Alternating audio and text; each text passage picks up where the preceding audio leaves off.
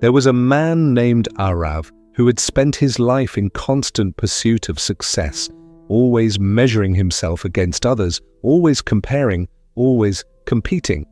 From childhood, he had been praised for achievement and scolded for failure.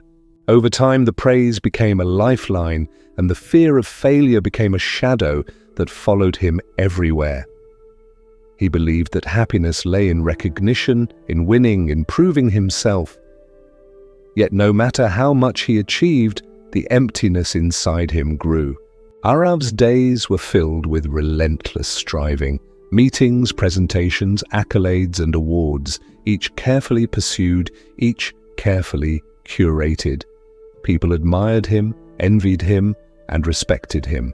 Yet he felt a gnawing void, a sense that none of it mattered, that no success could fill the emptiness he carried.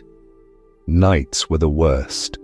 Alone in his apartment, he faced the quiet truth he had ignored all day.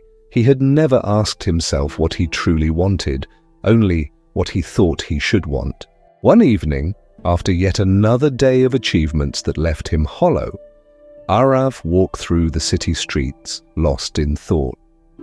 The air was cool and damp from the evening drizzle, and the distant lights reflected off puddles like tiny lanterns scattered across the cobblestones. His steps led him to a quiet park he had never visited before, with a pond reflecting the pale moonlight and willow trees swaying gently in the breeze.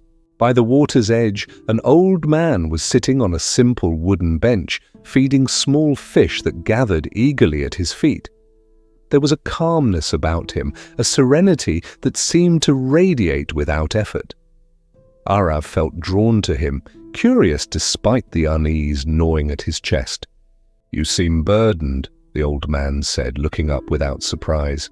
"Your mind is racing while your heart is silent." Arav hesitated. He had spent decades hiding from himself, and yet something about this man invited honesty. I suppose," he admitted. The old man nodded, tossing another handful of feed into the water. "Tell me, what do you live for?" Arav paused, his chest tightening. The question seemed simple, yet it struck at the core of all he had been avoiding. I work hard," he said. "I achieve.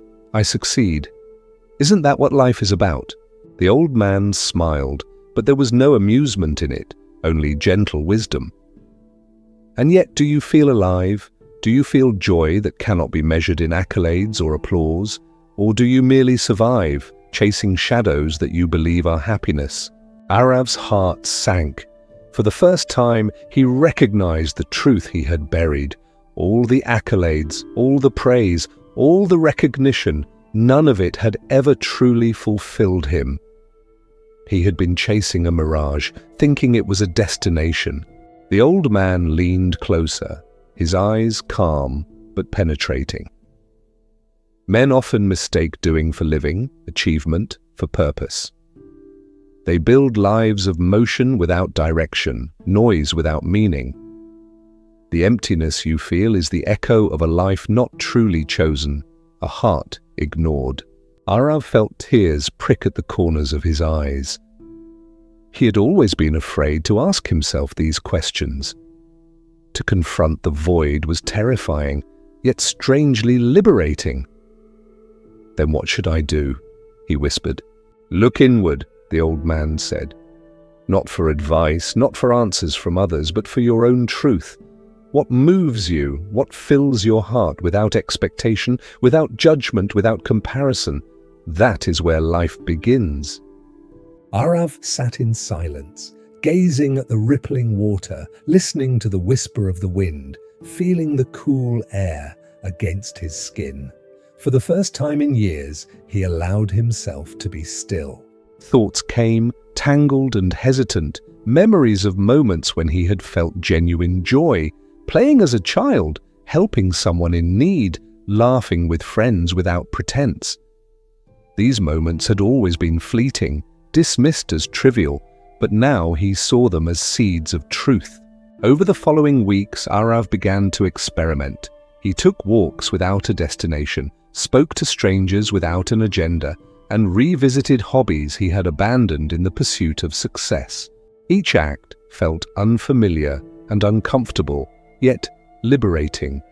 He discovered that life had layers he had never noticed, the beauty of an ordinary morning, the satisfaction of giving without expectation, the depth of a conversation without performance. One evening, as he returned to the park, the old man asked, "Do you feel it now?" Arav nodded slowly. "I feel lighter. I feel aware. I see that life is not a race for recognition, but a journey of discovery, of being, of connecting with what is real." The old man smiled. "And that is the truth few men find. Happiness is not in achievement or applause. It is in presence, in authenticity, in allowing yourself to experience life fully without seeking validation from others." Listener, pause for a moment. How often do you chase what you think will make you happy, ignoring the small truths that already exist within you? How much of your life is spent performing for approval rather than living for meaning? And yet, what if the path to fulfillment lies not in more doing, more striving, or more recognition, but in noticing, embracing, and following the quiet voice of your own heart? Arav's journey was not simple. He still faced pressures, expectations, and moments of doubt. But now, when he pursued work, relationships, or goals, he asked himself first, does this align with my truth? Does this feed my heart, not just my image? And slowly, he discovered a life rich with connection, joy, and authenticity, a life no accolade could provide, no applause could validate, but one that was deeply, fully, undeniably his own. The question remains for you tonight. Are you living to impress, to succeed, to be admired? Or are you ready to pause, to look inward, and to live for your own truth, your own joy, and your own heart?